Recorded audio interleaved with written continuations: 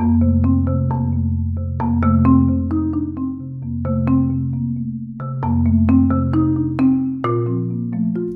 I'm Sananda Cray. I'm the digital storytelling editor at The Conversation, and I am here today with two of Australia's leading researchers on viruses and vaccines. Professor Michael Wallach is a researcher in viruses and vaccines at the University of Technology, Sydney, and he's here with Dr. Lisa Sedger, an academic virologist also from UTS. Thanks very much for joining me. Today, we're asking these researchers to answer questions about coronavirus and COVID-19 from you guys, our readers and our audience. We're going to start with Dr. Sedger. Adam would like to know, how long can this virus survive in various temperatures on a surface, say a door handle or a counter at a public place? Oh, well, that's an interesting question because we hear a variety of answers. Some people say that these types of envelope viruses can exist for 2 to 3 days, but it really depends on the amount of moisture and humidity and what happens on that surface afterwards, whether it's wiped off or something. So potentially for longer than that, potentially up to a week. But with cleaning and disinfectants, etc., not very long. Mm-hmm. And what's an envelope virus? Well, viruses are basically nucleic acids, so DNA, like is in all of the cells in our body, or RNA, and then they have a protein coat. And then outside of that, they have an envelope that's made of lipids. So it's just an outer layer of the virus. And if it's made of lipids, you can imagine any kind of detergent, like when you're doing your dishes, disrupts all the lipids and the fat. That's how you get all the grease off your plates, right? So any detergent like that will disrupt the envelope of the virus and make it non-infective. So cleaning surfaces is a good way to try and eliminate an infective virus particle from, for example, door handles, surfaces, etc. Michael would like to know, if I could shrink myself down to microscopic size and watch a virus invade a cell, what would I see? Well, a virus is not like a bacteria. A bacteria is an entity all of its own, and it can replicate and make another copy of itself and grow on a nutrient source. A virus, however, is sometimes called a non-living entity because outside of a human cell, it can't replicate. It just exists as an entity. A virus is essentially just a piece of DNA, which is in the nucleus of every cell. It's what makes what our chromosomes are made of. So it's either that DNA or RNA surrounded by a protein coat, and sometimes there's also a lipid-based envelope outside of that again. The virus will somehow encounter a cell, and for respiratory viruses it's largely by us inhaling water vapour droplets. They may contain hundreds of viruses. Those viruses then will attach or be exposed to our respiratory epithelium. If the virus can actually bind to the respiratory epithelium cell, then it might get inside. Once inside, it may or may not have the capacity to actually undergo replication, but it has to uncoat from that protein shell. Then the nucleic acid, the DNA or RNA, has to make another copy of itself. Then all the genes that are in the virus have to get expressed as proteins. They then reassemble into a new viral particle, and then the virus will get out of the cell. Sometimes it'll lyse the cell, sometimes it'll just bud out from the cell and leave the cell intact. And that's what a virus is. That's why some people call them living or non-living, because they can only replicate inside a cell, a host cell. And it's not like viruses have a will. It's not like they want to do this.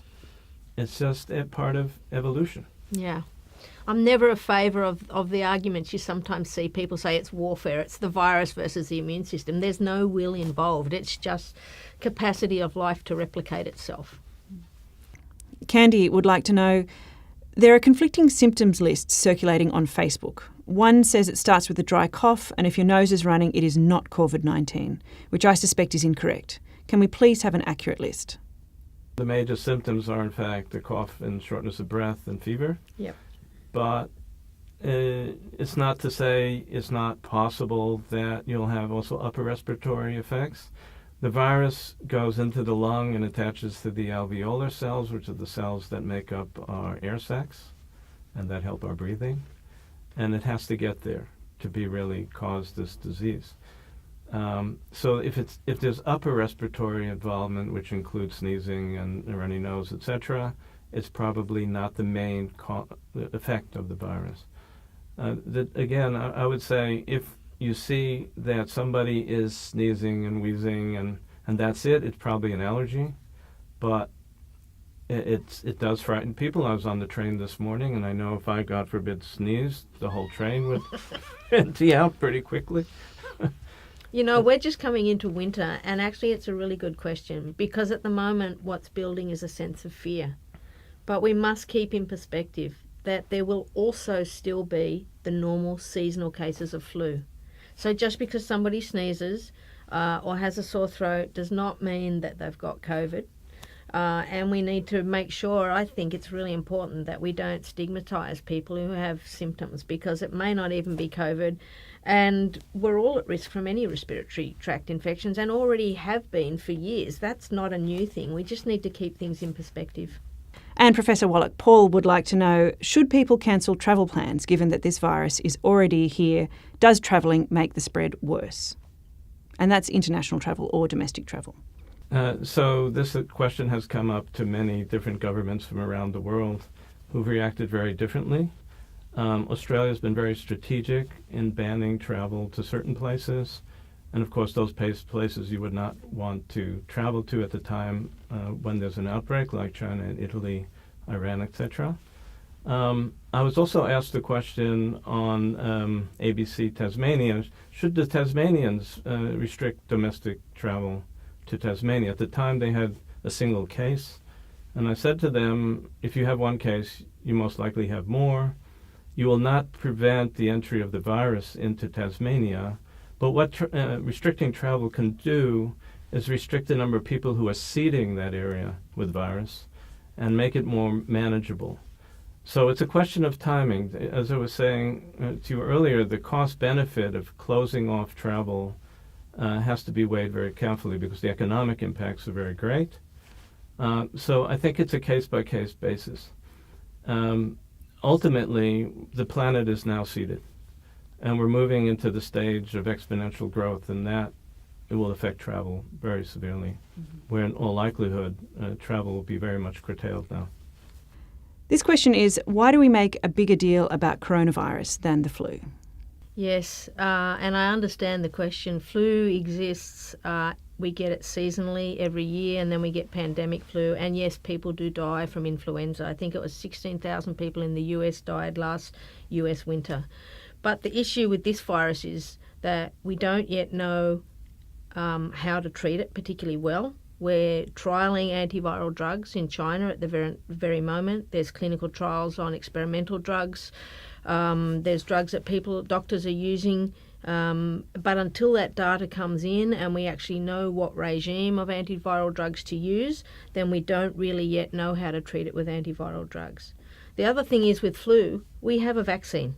People can take the vaccine. Somebody gets sick in their family, the other family members can take the vaccine and prevent the spread of the virus. So the difference is with flu, we have ways to control it. We know about the disease. We know how it presents.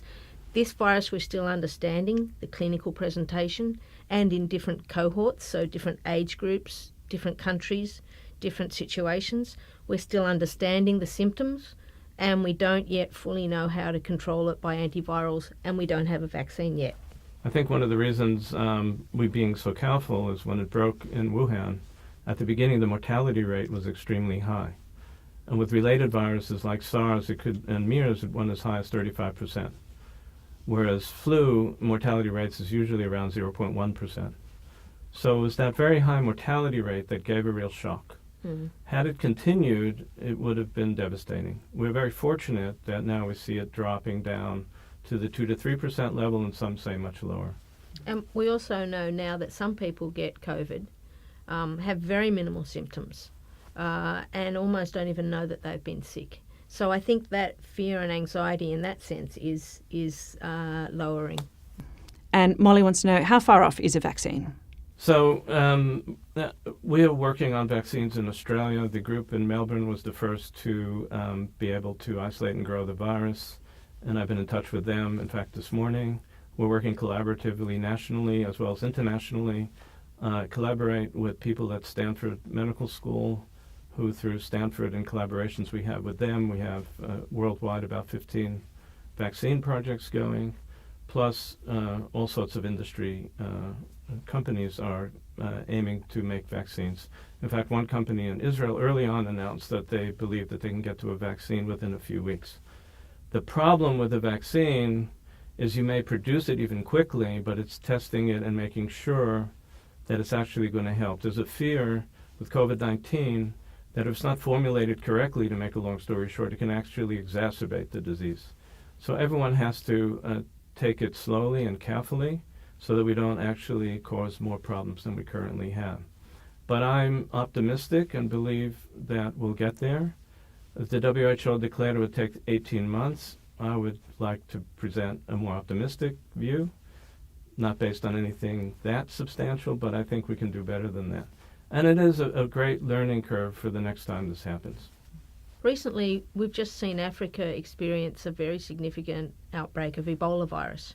And there's been an experimental vaccine that's been administered that has largely controlled that outbreak. I think the people working in vaccines and the people who do the safety and efficacy studies, we've learned a lot from how to administer vaccines, how to get the data we need to show safety more quickly than we might have in the past. So in the sense, we're learning lessons constantly from viral outbreaks. Might not be the same virus, might not be the same country, even the same continent, but we're learning how to do these things more efficiently and more quickly, and always the issue is weighing up safety versus the ethics of the need to administer or get the drug out there as quickly as possible.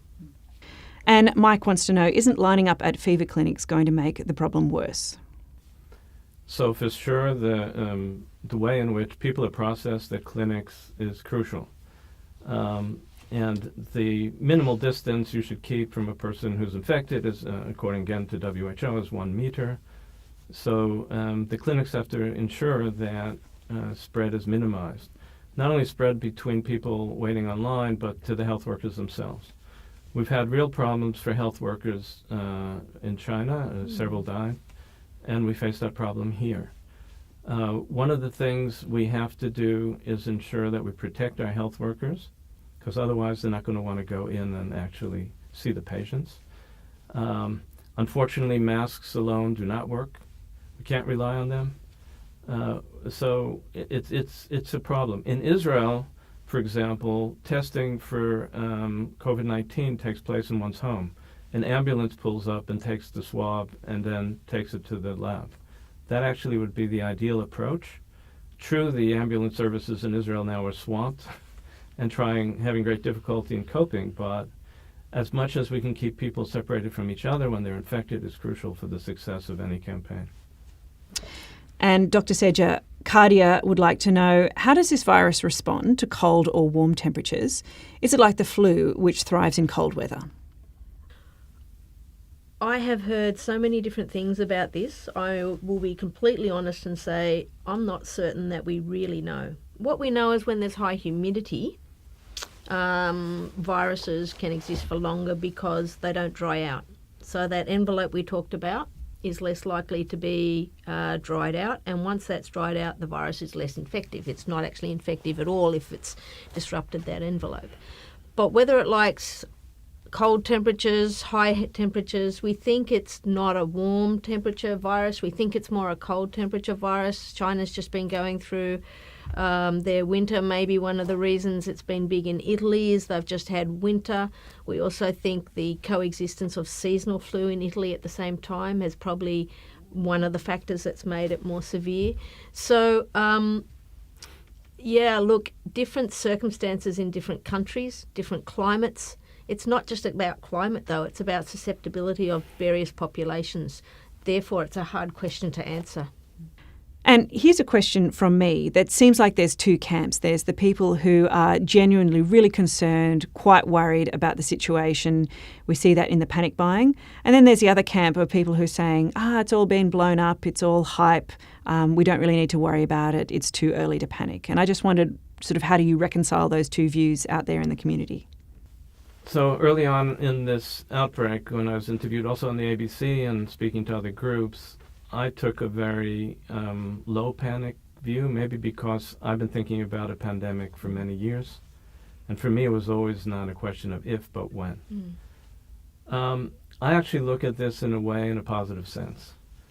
We're facing a pandemic that, as terrible as it is nothing in comparison to what could be if it's a pandemic flu, for example. We experienced the Spanish flu in 1918, which killed somewhere between 20 to 50 million people. So the order of magnitude of mortality right now is extremely low compared to other potential pandemics. If you take China out of the equation, we're about 1,500 people who died worldwide. That's not to say we shouldn't show great respect for the value of their lives. It's mainly very elderly people with complicating illnesses, and probably would have had the same effect if they were infected by flu. Mm-hmm. So my take on this whole thing is we all have to stay calm.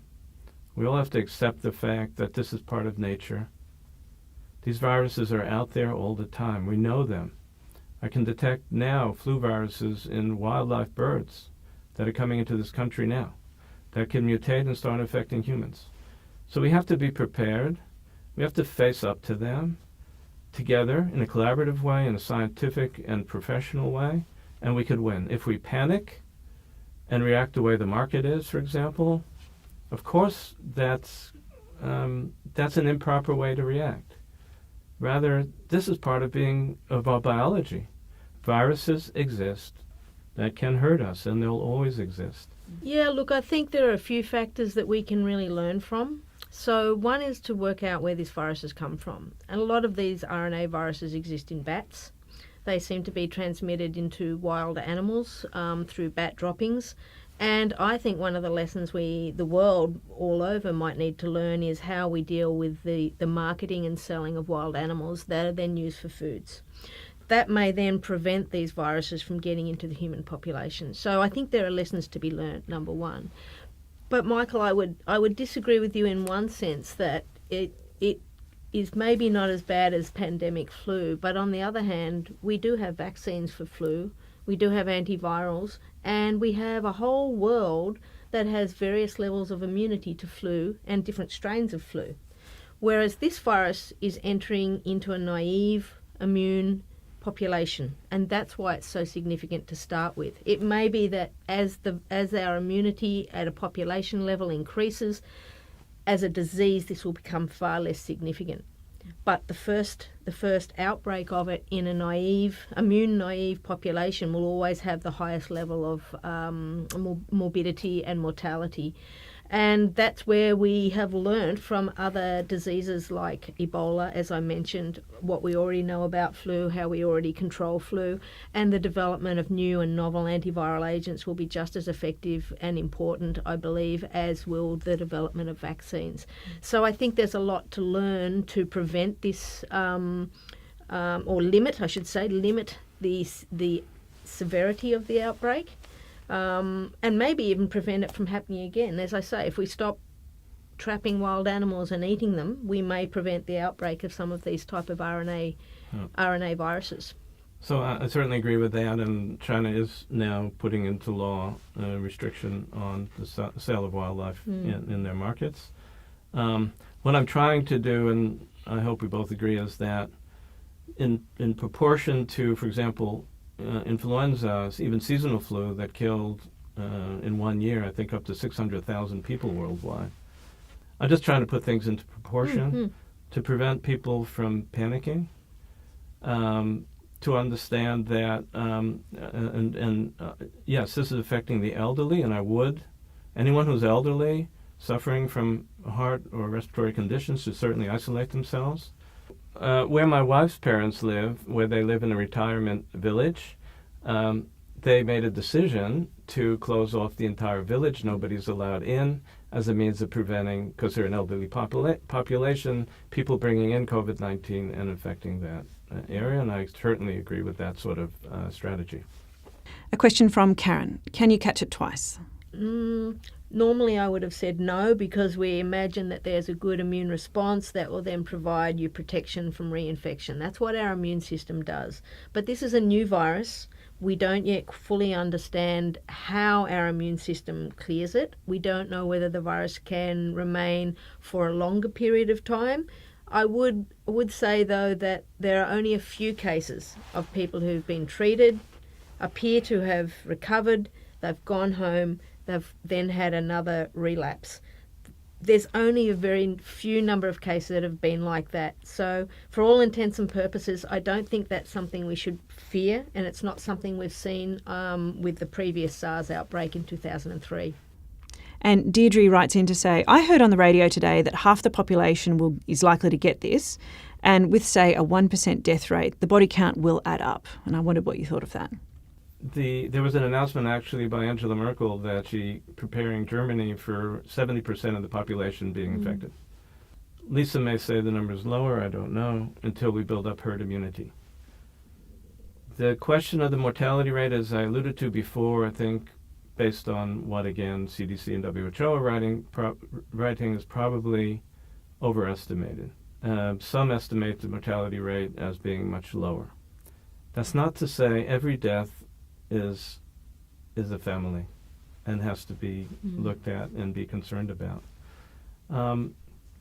So, again, I think and would like to hope that as we develop new vaccines, as we develop drugs, as we develop approaches to quarantine people, test them, keep them at home, isolate them, we'll get the mortality rate under control. And I'm going to express an optimistic view.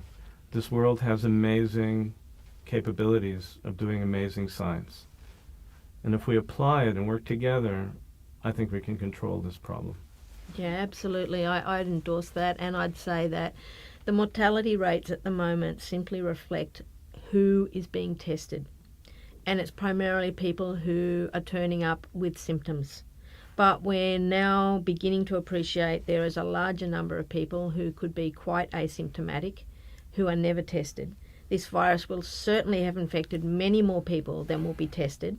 And if we did have surveillance of every single person being tested, then there's two questions here. Are you testing for the presence of the virus? If they've had virtually no symptoms and not a big illness, you might not find the virus. But if we test for the presence of an immune response to the virus, we would truly know how many people have been infected. And then we could get a true estimate, or at least a much closer estimate, of what the mortality rate really is. So at the moment, there's hyperbole. And Jane would like to know, when do we stop testing for this disease and basically just assume that everybody with the sniffles has it? So first of all, the major symptoms are not sniffles. They're fever and coughing and shortness of breath. It's the sniffles, though, that causes it to be spreadable more easily. That's a good question. What the health authorities will decide to do at various stages of this pandemic. We're now at what I would consider the early seeding phase. The world is now seeded with virus. And different countries will go into exponential phases like described in Wuhan at different times. And how do they handle that will be a crucial question. I've seen all the different approaches from U.S., Israel, Iran.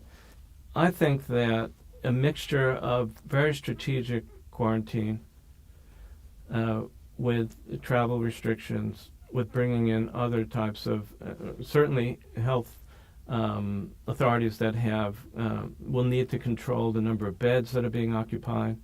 For example, again in Israel, they just went over their bed limit, so patients are starting to be treated at home. So at some point, I think, depending on how the epidemic goes, if we can keep it under control, we can keep the testing going, we can keep control. If the exponential rise is too fast, we will lose control and the testing will become meaningless. There's already a paper just this week published in The Lancet that profiles survivors versus those who have succumbed from the infection. And we're starting to learn what some of those factors are. So as clinicians can better predict who are likely to be the more seriously ill people, they can better predict who should go to hospital for treatment. And as Michael has said, who are better actually just treated at home. And this question's from Jake. He wants to know, for people like myself living in Victoria, how likely is it that we can catch the virus? And is hand washing really the only thing we can be doing to protect ourselves? I think we now know that the virus is definitely in Australia. If you go to the New South Wales or Victorian Health Government websites, you can see them update the statistics daily, even less than a day. So that the truth is it's here, and it's probably in more people than we realise because we haven't tested as many people, and we now realise some people are asymptomatic or don't show classic flu-like symptoms. So it's here, and you can't say that you're not going to get sick. All right, that's the first thing to say. Second thing is, though, we can minimise what we do. Okay, so we can wash our hands constantly. We can try not to touch our face, our eyes, our ears, our nose. We've learnt, for example, even how do you dispose of a tissue when you sneeze or cough or, sneeze into your elbow. So it's just about common sense is what I think. It's no different really than protecting yourself from any respiratory virus infection, so seasonal flu or even a pandemic flu. And John would like to know, are the death rates likely to be lower in a country like Australia with lower rates of smoking than places such as China, Iran and Indonesia? Again, I think this is a little bit we have to watch and just wait and see. It's very hard to predict these things. It was intriguing that some of the highest death rates in China appeared to be men as well as just the elderly, and that might be because there's a high rate of long-term smoking, so almost like an endemic lung pathology within that community that somehow exacerbated the disease. In Australia, we may find that there are different populations that are the most at risk. So we know, for example, the virus uses a receptor to get inside of cells. That is a protein present on cardiac tissue. So people with known cardiac conditions may turn out to be at higher risk. And in a non-smoking type country, maybe people with existing heart conditions will turn out to be the most at risk. In America, we might find something quite different. What we might find is it's more socioeconomic. Maybe people without health insurance, maybe people who are homeless and live on the streets will turn out to be the most affected because they have limited resources to be able to get treatment and they can't afford treatment. So I think each country will be different. You mentioned earlier, Italy has one of the highest fatality rates at the moment. That may be because they actually have a large number of people within their population that are over 65. And Catherine asks, what is the likelihood of transmission through using a public swimming pool? I would think quite small because A, the virus would be quite diluted in a swimming pool. Secondly, swimming pools are all treated with chlorine, for example, and chlorine's a very effective antiviral agent. You'd have to drink a lot of swimming pool water to get the virus. I agree with that. Right. And Tim would like to know, how would quarantine work in a family? Yeah, it's interesting, isn't it? We think of quarantine as being away from work or away from public places, but really, if you have been infected, then the people in your family are as at risk as your work colleagues would be at work. Again, I think it's about just common sense. Don't share food utensils, wash your hands, don't keep touching your face and your mouth and your nose. Get rid of tissues in a nice sort of clean manner. It's about minimising transmission. Let me just add to that all the data indicates that children likely will only get very mild symptoms, if at all. Yeah. So if you're a family member and you're worried about your children, this is one time that you can be happy about this. All the results so far indicate that children aged 0 to 9, there's not been a single death. Whereas what we do know is the elderly appear to be more susceptible to a more severe disease. So that's where if I'm sick, it's better not to go and visit my grandparents. Absolutely. Or something like that. That's where quarantine within the family works in a practical sense. And Professor Wallach, this reader wants to know, once you've recovered from coronavirus, can you just go back to your normal, non-isolating life? So the current understanding, according to colleagues also in the U.S., is if you go through one infection, you're probably rendered immune against reinfection. There have been reports of cases of people getting reinfected, but the opinion that I heard so far is that it's probably recurrence of the same infection that probably went down in terms of clinical symptoms, but the virus remained, that just came back up. It happens with the flu all the time. The question is, what should be your behavior after you go through a bout? I guess I would still be careful, which Lisa can maybe add to. It could be the virus will continue to mutate. Although, again, I was fortunately heard this morning that they're not that worried about this virus mutating at the rate that flu does. And we're hopeful that we will develop herd immunity. People who've gone through it then will be fairly safe, unless you have some immune disorder. And then it will become part of our environment, just like flu is. Yeah, I think I just want to finish with a really positive note. I mean, we live in an amazing era of medical research and science. Within a very, very short period of time, parts of the virus had been sequenced. We now track the virus in its entire sequence. We know we have clinical trials for the drugs. We have people working on vaccines. We have epidemiologists better understanding the disease susceptibility within our populations. I mean, we learn a lot from the other existing outbreaks of infectious diseases, and I remain positive that the medical and scientific community working together will be able to solve this. I'm quite confident that there's a really strong response. That's not to diminish that people have died and it's been tragic, but we live in an era where we're exposed to infectious agents, and we are getting better and better at controlling most of those infections. So I'll just add and put in a plug for a program I'm very much involved with called SPARK, working with people at Stanford. We established a program for exactly this time when there's sudden outbreaks. And the program now involves 23 countries and around 70 institutions, all working together for outbreaks of Zika, Ebola, and now coronavirus. We're now working together collaboratively like never before. We're putting our egos outside, and we're saying we have social responsibility to do better, certainly in case of a pandemic. And we're doing it, and we're very proud to be able to say we have 15 projects going on now collaboratively that we just formed over the past 2 weeks, together with our colleagues all over the world. I also believe in a very bright future. All right. Well, thank you very much for joining us today. You're welcome. Pleasure.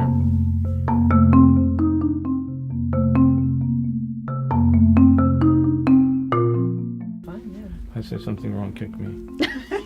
Well, You can't see under the desk, can you?